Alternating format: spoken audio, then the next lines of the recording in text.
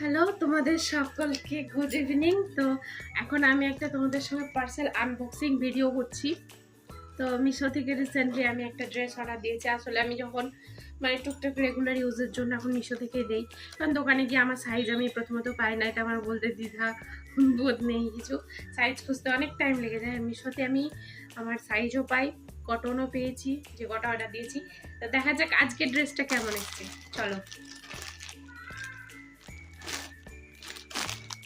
এটার দাম কিন্তু খুব কম নেয়নি, মোটামুটি রে নিয়েছিল, মানে বেশিও নয়, কিন্তু এই 400-300 নয়, এটা 650 মতো দাম নিয়েছিল।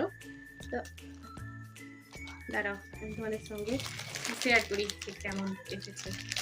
আর আমার ড্রেসের ড্রেস আনবক্সিং বলো, ড্রেস কিনতেও ভালো লাগে, দেখতেও ভালো লাগে।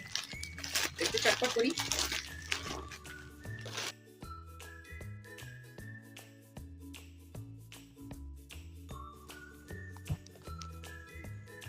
এটা কিন্তু কটনই এসছে, বিশেষ করে এই কালারের আমার ড্রেস নেই, তাই জন্য আমি এই কালারটা চুজ করেছি। এখন পরে দেখতে হবে যে ঠিক হচ্ছে কিনা। কটন এসছে, একদম কটন। প্যান্টটা দেখি, প্যান্টটাও, এটা হচ্ছে ওড়নাটা।